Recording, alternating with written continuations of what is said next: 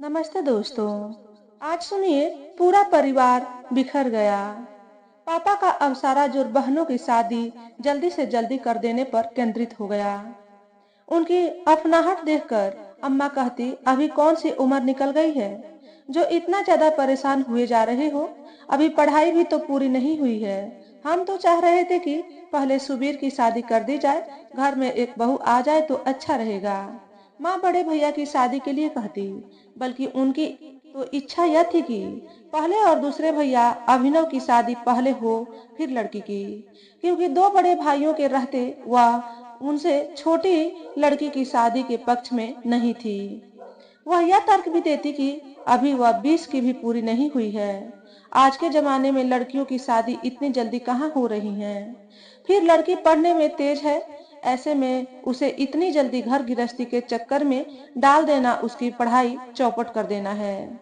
लेकिन पापा पर अम्मा के किसी तर्क का कोई असर नहीं होता था।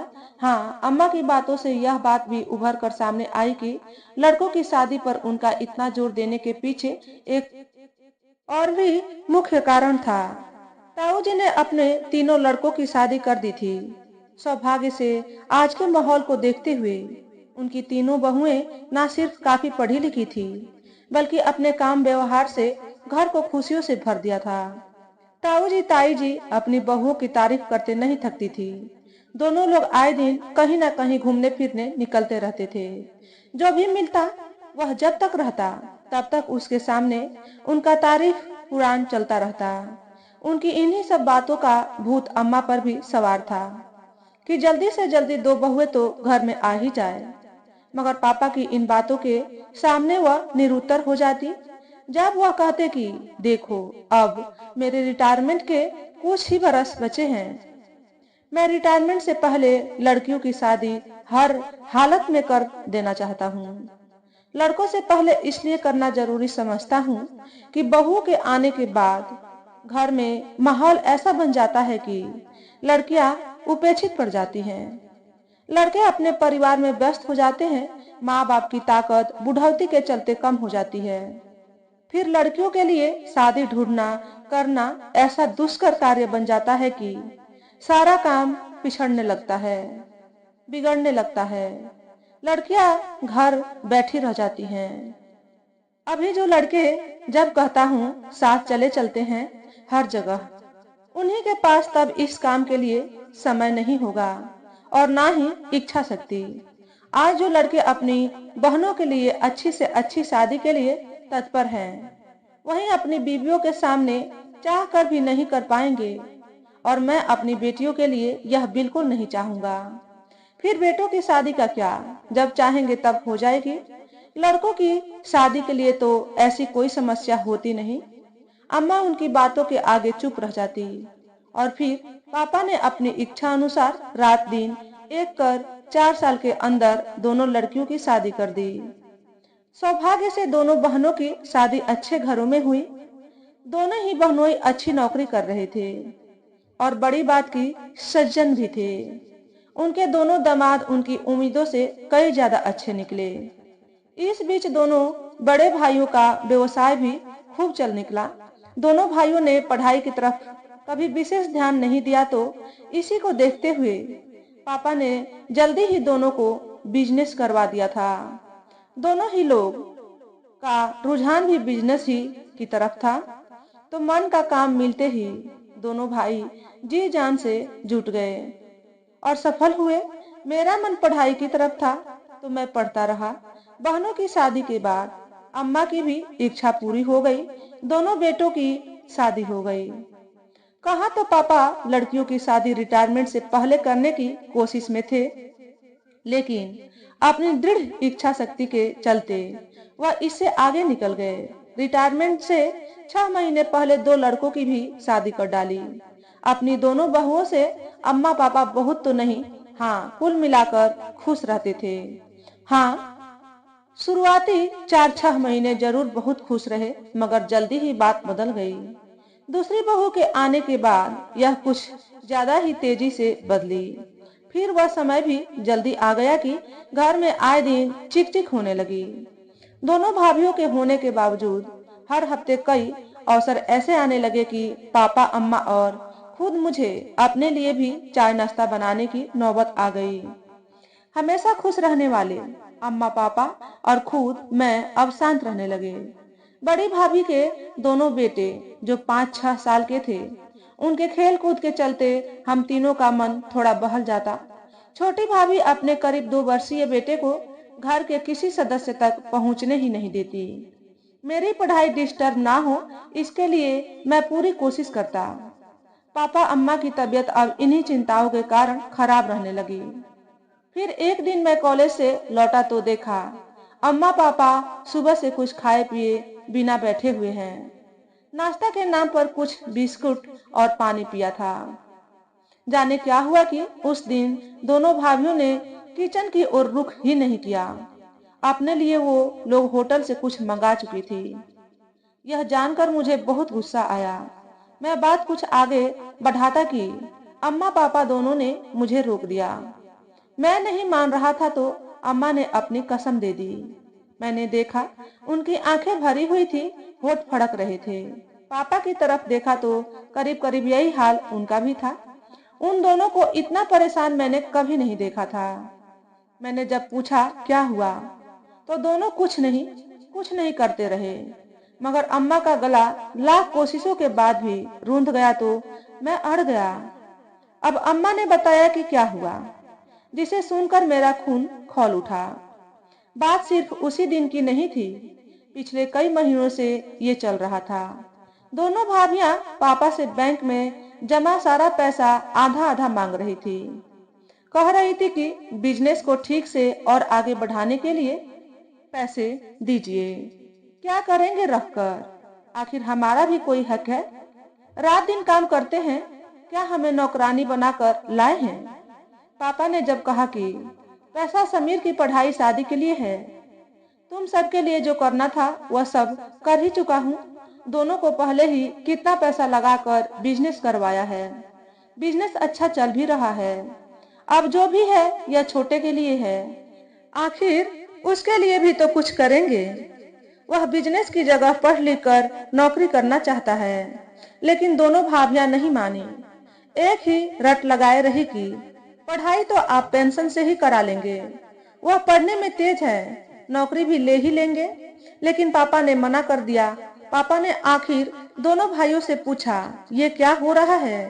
तुम दोनों क्या घर की हालत नहीं जानते? इस पर भाइयों ने कहा कि उन्हें तो यह सब पता ही नहीं है। उन्होंने कभी एक पैसा मांगने की छोड़िए ऐसा सोचा भी नहीं। फिर दोनों ने अपनी अपनी बीवियों को बहुत डांटा। कुछ दिन शांत रहने के बाद दोनों फिर पुराने धर्रे पर लौट आई। भाइयों के जाते ही अम्मा पापा को प्रताड़ित करने लगी। घर में कोई झगड़ा ना हो, यह सोचकर अम्मा पापा भाइयों तक बात पहुंचने ना देते। इससे उनकी हिम्मत और बढ़ गई। लेकिन घर की बात घर के ही लोगों से कब तक छिपाई जा सकती थी? भाइयों को फिर पता चला तो वह बिगड़ गए। छोटे भाई ने बीवी से यहाँ तक कह दिया कि बदतमीजी बर्दाश्त नहीं करूंगा। ज्यादा बदतमीजी की तो मायके भेज दूंगा। फिर मियाँ बीबी में ही रोज झगड़ा होने लगा। अम्मा पापा बहुओं के हाथ पैर तक जोड़ने लगे कि आखिर क्यों कलह कर रही हो? सारी प्रॉपर्टी है तो तुम ही लोगों की, हम लोग हैं ही कितने दिनों का मेहमान। दोनों को शांत करने के लिए पापा ने कुछ रुपए निकाल कर दे भी दिए। लेकिन उनकी यह कोशिश ढाक के 3 पात साबित हुई। बहुएं अब और बढ़ चढ़कर उत्पात करने लगी। सारी बात भाइयों तक पहुंच नहीं पा रही थी। पापा अम्मा बहुओं के हाथ पैर जोड़ जोड़ कर मनाते, समझाते कि घर में कलह ना करो। इन सब वजहों से दोनों बहुत परेशान थे। अम्मा ने अपनी कसम देकर मुझे भी चुप करा दिया था। उस दिन मैंने अम्मा के लाख मना करने पर भी खिचड़ी बनाई, उन दोनों के साथ खाने बैठा। पहले कभी किचन का रुख नहीं किया था। उस दिन पहली बार खिचड़ी बनाई तो नमक डालना भूल गया और जल अलग गई थी। पहले घर में इस तरह का खाना हमने क्या किसी ने नहीं खाया था। मगर किसी तरह हम तीनों ने भूख मिटाने की कोशिश की। हम तीनों ही उस खिचड़ी को ठीक से खा नहीं सके। अम्मा की तबीयत ऐसी थी कि अगले कई दिनों तक वह किचन में जाने लायक नहीं थी। तो उस दिन अम्मा से पूछ पूछ कर रात का खाना भी मैंने बनाया। भाई दुकानें बंद करके देर रात लौटते थे और खाना अपने ही कमरे में खाते थे, तो उन्हें इस बारे में कुछ पता नहीं चला। यह क्रम कई दिन चलता रहा। इससे घर में शांति आ गई। मैंने सोचा, अगर खाना पीना अलग करने से शांति बनी रह सकती है, तो क्यों ना सब अलग अलग हो जाएं। रोज रोज की चकचक तो खत्म हो जाए।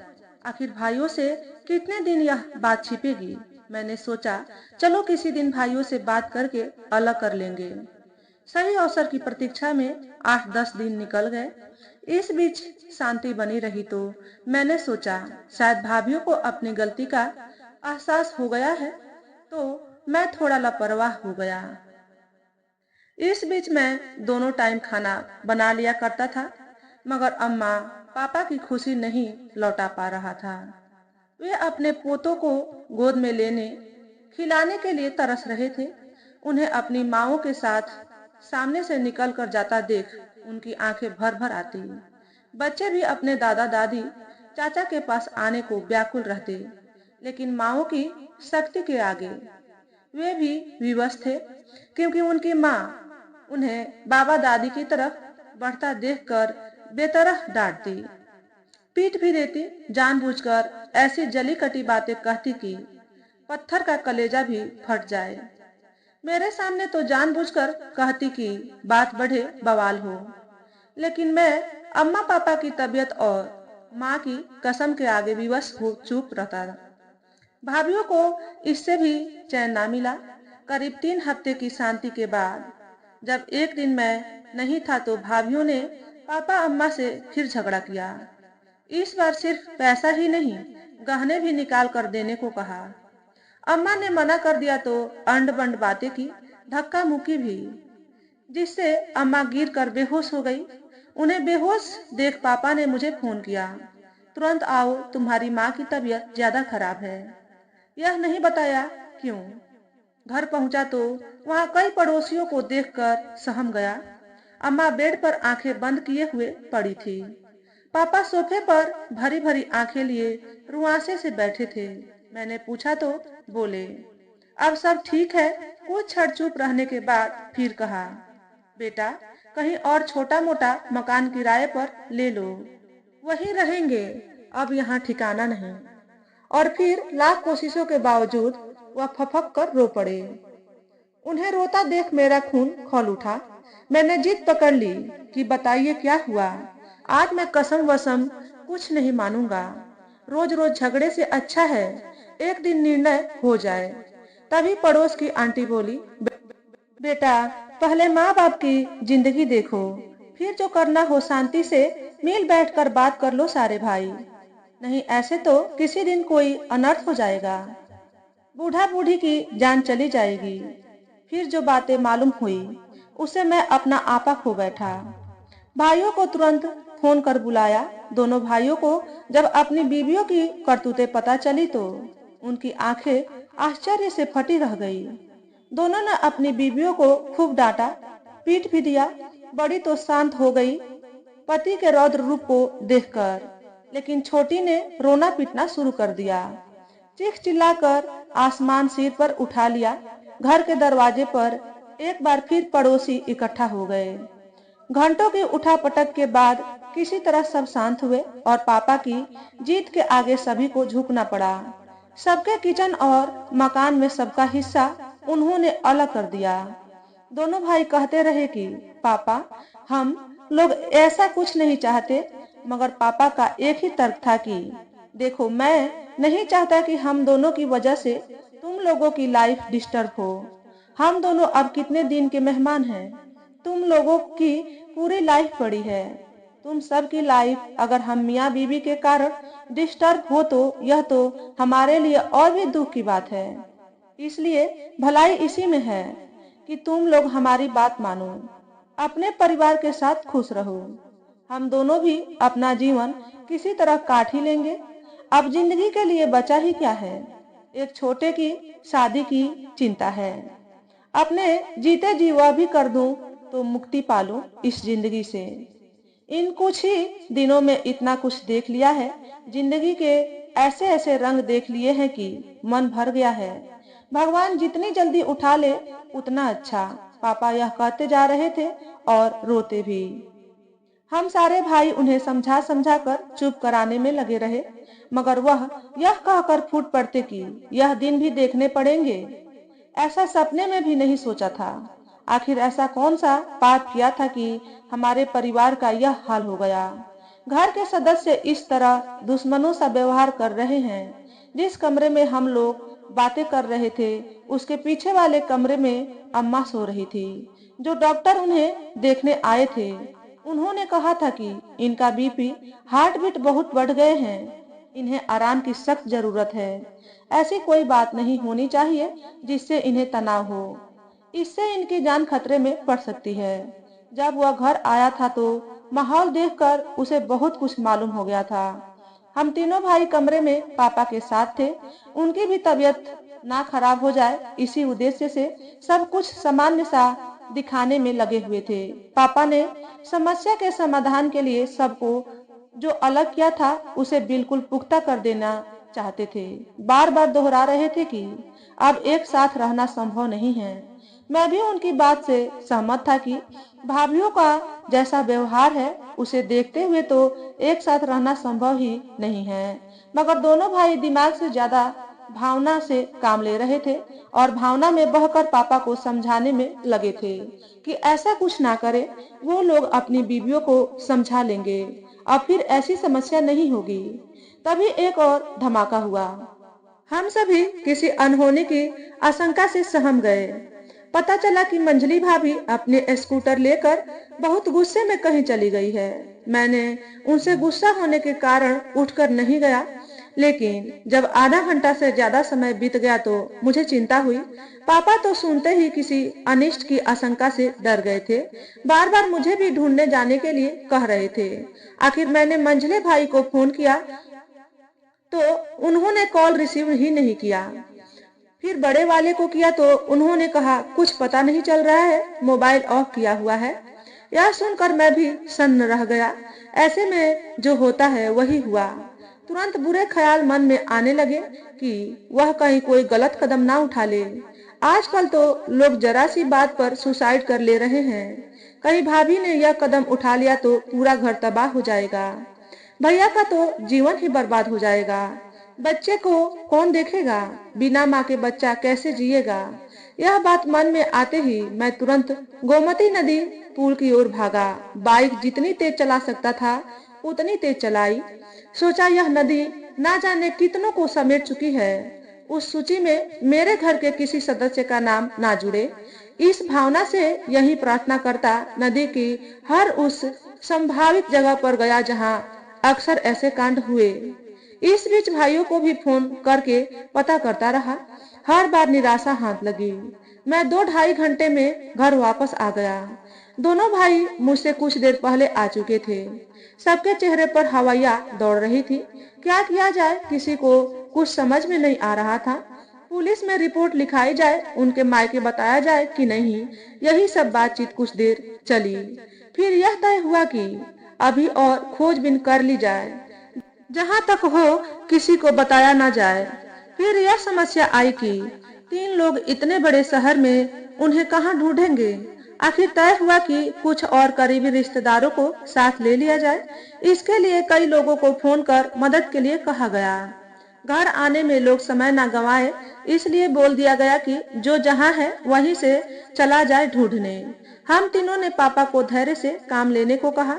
अम्मा अभी भी सो रही थी। मुझे पापा की हालत देखकर और ज्यादा घबराहट हो रही थी। उन्हें अकेले छोड़ने का मन नहीं हो रहा था। हालात ऐसे बन गए थे कि बड़ी भाभी से कुछ कहने या उन्हें नीचे कमरे में बुलाने की हिम्मत किसी में नहीं हो रही थी। अंततः मन महसूस कर हम तीनों भाई उठे कि चले, देर हो रही है, मगर तभी घंटी बजी। मुझे लगा जैसे भाभी गुस्सा ठंडा होने पर आ गई है, लेकिन गेट पर पहुंचा तो पुलिस जीप देखकर सहम गया।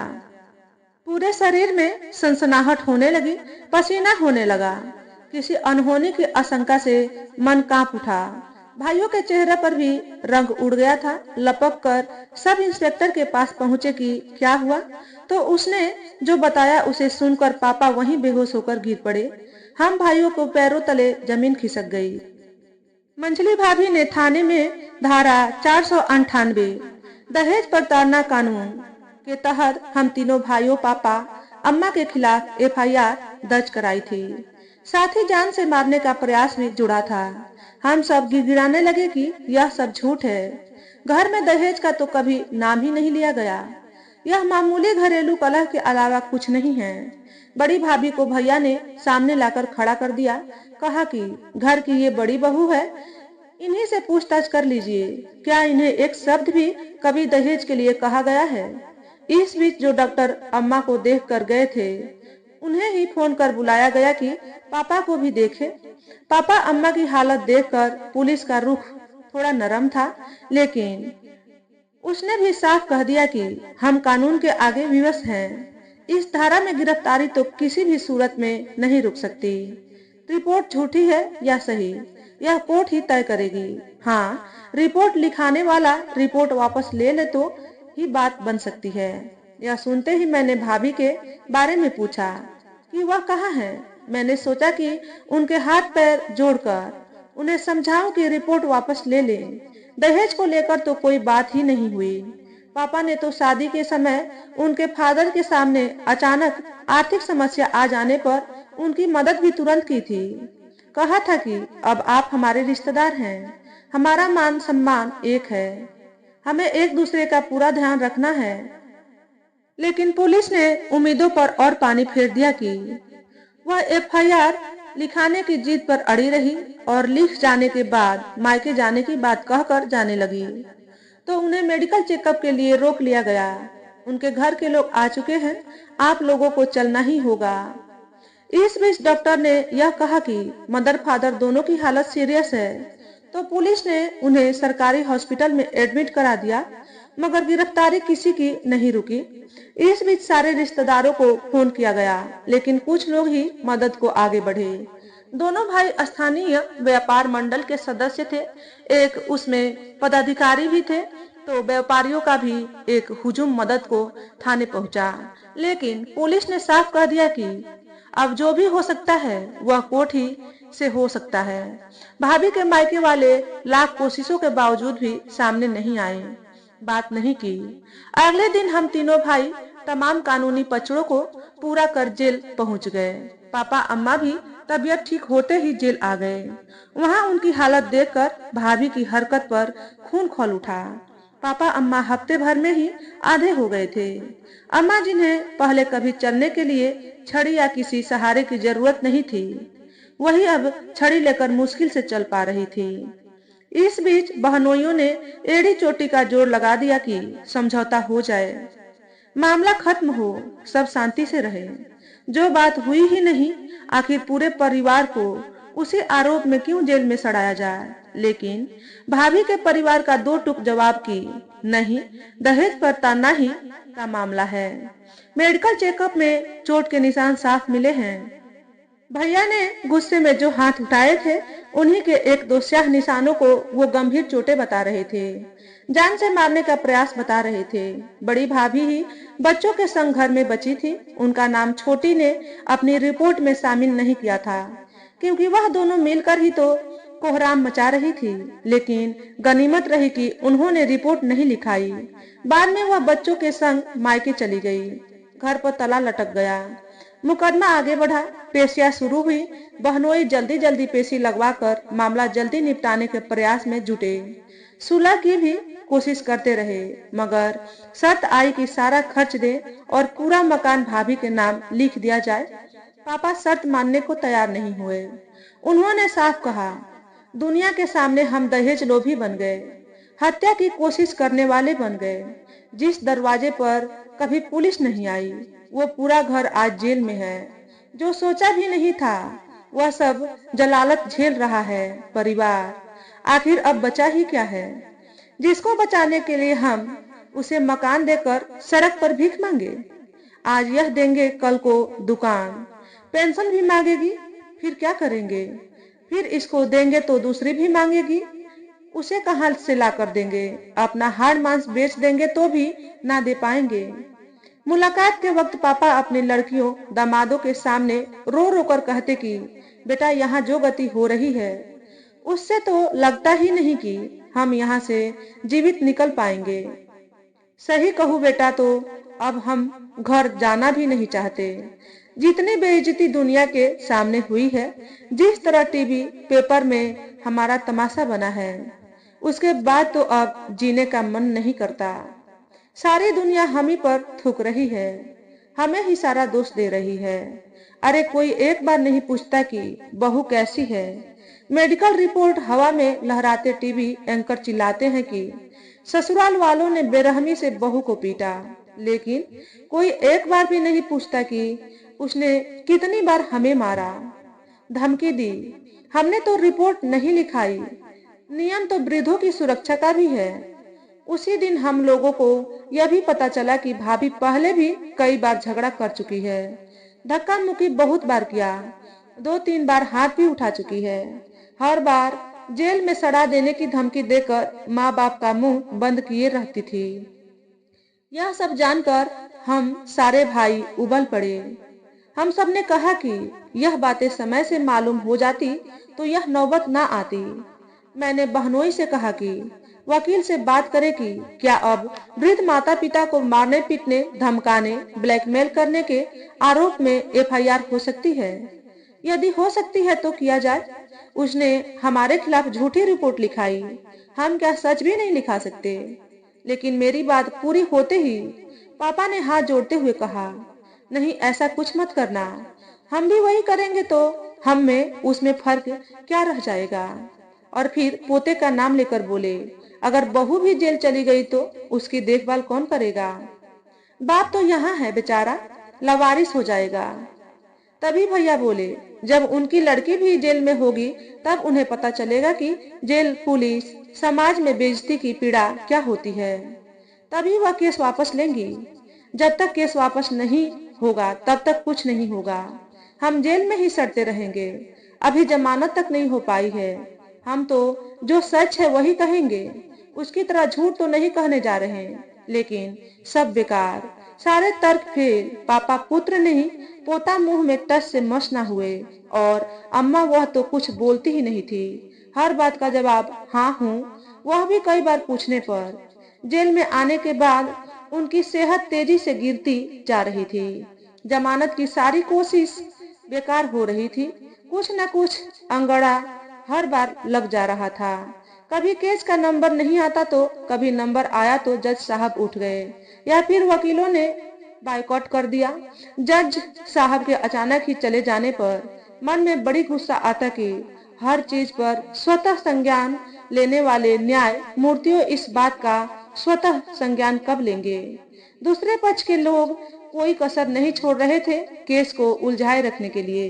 यही सब करते 6-7 महीने बीत गए। इसी बीच एक पेशी के लिए माँ जब जेल से कोर्ट पहुंची तो वही अदालत में जज के सामने बेहोश होकर गिर गई। जज के आदेश पर तुरंत हॉस्पिटल पहुंचाया गया, लेकिन डॉक्टर ने उन्हें मृत घोषित कर दिया। पता चला कि सडन कार्डियक अरेस्ट हुआ था। उनका हृदय अपनी बहू द्वारा धोखे से दी गई विपत्ति का बोझ नहीं सह पाया था। कोर्ट के आदेश पर हमें उनके अंतिम संस्कार के लिए छोड़ा गया। संस्कार पूरा करते ही हम फिर जेल में थे।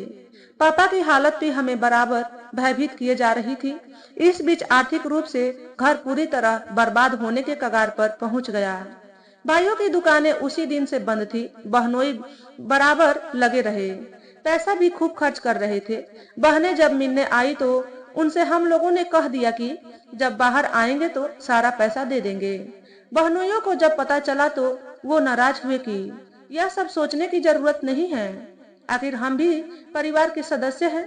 असल में बहनोइयों का व्यवहार ही उस विपत्ति में हमें जीने की ताकत दे रहा था, उठ खड़े होने की कोशिश के लिए प्रेरित कर रहा था। तो उन लोगों की मेहनत का परिणाम आया, हमें जमानत मिल गई। इस बीच बड़ी भाभी का भी हृदय परिवर्तन हुआ। उन्होंने आकर हम सबसे माफी मांगी, कहा कि हम छोटी के बहकावे में आ गए थे।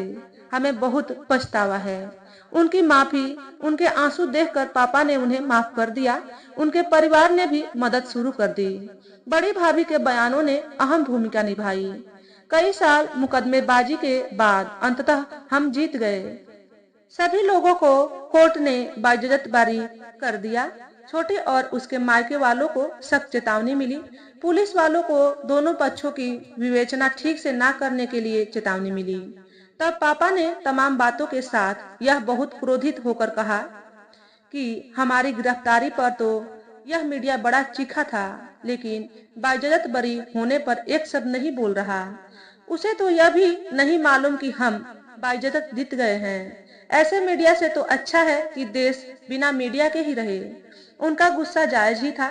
लोअर कोर्ट हाई कोर्ट में जीतने के बाद हमें शंका थी कि छोटी सुप्रीम कोर्ट जाएगी। हालांकि वकील ने पूरा विश्वास दिलाया कि केस उनके इतना खिलाफ है। हाई कोर्ट ने ऐसा फैसला सुनाया है कि वहां केस पहली पेशी में ही खारिज हो जाएगा। मगर हम लोगों के मन से डर नहीं निकल रहा था। इसके पहले जमानत मिलने के बाद दोनों भाई किसी तरह अपना बिजनेस पटरी पर लाने में सफल हो गए थे।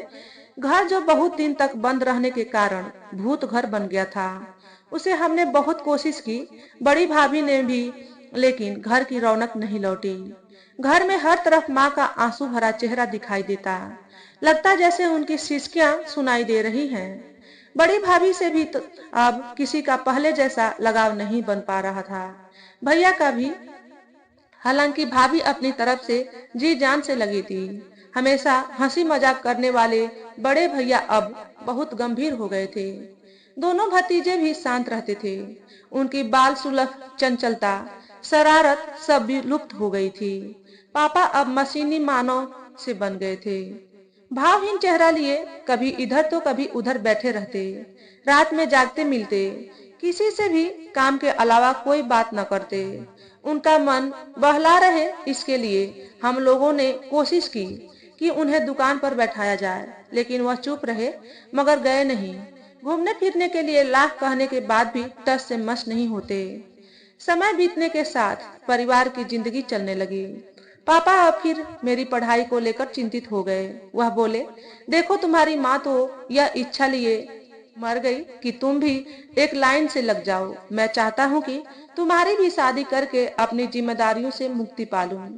तुम्हारी माँ का मन था तुम्हारी शादी के बाद एक बार सारे परिवार के साथ रामेश्वरम जाने का, लेकिन दुर्भाग्य ने यह सब हमसे छीन लिया। अब ऐसी इच्छा करने की मैं हिम्मत भी नहीं जुटा पाता। बस इतना चाहता हूँ बेटा कि तुम पढ़ाई पूरी कर अपनी नौकरी वोकरी शुरू कर दो, अपने पैरों पर खड़े हो जाओ, किसी पर डिपेंड ना रहो। अब मेरा किसी पर भरोसा नहीं रहा। फिर पापा ने एक ऐसी बात कही कि मैं विचलित हो उठा। उन्होंने कहा, छोटी ने जिस तरह परिवार को बर्बाद किया, कानूनी पचड़ों से जो अनुभव मिला, उसे देखते हुए मैंने यह तय किया है कि तुम सबको अलग अलग कर दूं, जिससे भविष्य में कोई समस्या ना खड़ी हो। माना अभी तुम भाइयों में सब कुछ बहुत अच्छा है, लेकिन मेरे बाद क्या होगा, इसको लेकर मेरे मन में बहुत डर है। अभी तीनों भाई मिलकर रह रहे हो, कल को सब अपने परिवार के साथ ही होंगे, पत्नियों के साथ ही होंगे। उनकी पत्नियों ने जो रूप दिखाया है, उससे मैं यही मान कर चलता हूँ कि एक साथ रहने पर कभी शांति नहीं रहेगी। इसका एक ही समाधान मेरे दिमाग में आता है कि सब लोग अलग अलग घरों में रहो। रिश्ते अच्छे रहे तो बोलो, नहीं तो नहीं। यह मकान ऐसा बना है कि इसमें चाह कर भी अलग अलग नहीं रहा जा सकता। इसलिए यह मकान बेच दूंगा, फिर तुम तीनों के अलग अलग मकान बनवा दूंगा। वो मकान इतने बड़े भले ना बन पाए, लेकिन फिर भी ठीक ठाक बन ही जाएंगे। हाँ, वो दोनों और पैसा लगा देंगे तो अपने मकान जैसा चाहेंगे वैसा बनवा लेंगे। मेरा क्या, आज हूँ कल नहीं। जब तक रहूंगा तुम में से किसी के पास किसी कमरे में पड़ा रहूंगा। पापा की बात सुनकर मैं बहुत भावुक हो गया कि इनके दिमाग में कैसी कैसी बातें चल रही है। यह अंदर ही अंदर कितना पीड़ित है। उस समय वह बहुत भावुक थे। उस वक्त हम दोनों एक पार्क में बैठे थे। शाम ढल रही थी, सूरज गहरा केसरिया होता जा रहा था। दूर क्षितिज की ओर बढ़ता हुआ पापा के चेहरे पर उसकी किरणें पड़ रही थी। उनका चेहरा भी तांबई सा होता जा रहा था। लगा जैसे वह भी क्षितिज की ओर चलते जा रहे हैं। अचानक ही मन में ऐसा ख्याल आए कि मैं सहम गया। पहले तो मैं उनको अपना निर्णय बदलने के लिए समझाना चाह रहा था, लेकिन यह सोचकर शांत हो गया कि इन्हें जिसमें शांति मिले, खुशी मिले, वह इन्हें करने दिए जाए। यह सच ही कह रहे हैं। आखिर कितने दिनों के मेहमान हैं, आज हैं कल नहीं। आखिर हम लोगों ने अभी तक इन्हें जीवन में दिया ही क्या है, और यह भी कि हम भाइयों ने अब तक किया ही क्या। अब तक जो कुछ भी है सब इन्हीं का किया तो है। बेचना चाहते हैं मकान, इसी में इन्हें संतुष्टि मिलती है तो यही अच्छा है। फिर जो बात कह रहे हैं वह एक कटु सत्य है। उनका निर्णय बहुत व्यवहारिक है। उसी दिन पापा ने रात को खाने के बाद भाइयों को बुलाकर अपने मन की बात कह दी। भाइयों के लिए भी यह एक झटका था, वैसे ही जैसे मुझे लगा था। मगर पापा ने किसी से सलाह न मांगकर एक तरह से अपना निर्णय सुनाया था। अपनी तरफ से उन्होंने किसी को कोई रास्ता नहीं दिया था, कोई विकल्प रखने का। मैं तो यही चाहता था कि जो भी हो उनके मन का हो, जैसे भी हो वह खुश रहें। इन सब से बड़ी बात यह कि मैंने देखा कि शुरू में तो दोनों भाइयों के चेहरे पर शौक जैसे भाव उभरे थे, लेकिन कुछ पल बाद भाव ऐसे हुए कि उनसे समझा जा सकता था कि पापा का यह निर्णय उन्हें भा गया है। फिर क्या था, मकान बेचने और अलग अलग 3 प्लॉट खरीदने का काम जोर शोर से शुरू हो गया। पापा इस पक्ष में भी नहीं थे कि प्लॉट अगल बगल और एक ही मोहल्ले में हो। प्लॉट उम्मीदों से कई ज्यादा महंगे मिल रहे थे, इसलिए भाइयों ने लोन लिया। अलग अलग मोहल्ले में 3 प्लॉट लिए गए। मेरे प्लॉट का भी पेमेंट भाइयों ने किया। पापा ने कहा मकान बिकने पर उसमें से ज्यादा हिस्सा तुम दोनों को दे दिया जाएगा। कोशिश रंग लाई, तीनों मकान बन गए। दोनों भाइयों ने कोशिश करके अपने मकान बड़े बड़े बनवा लिए थे।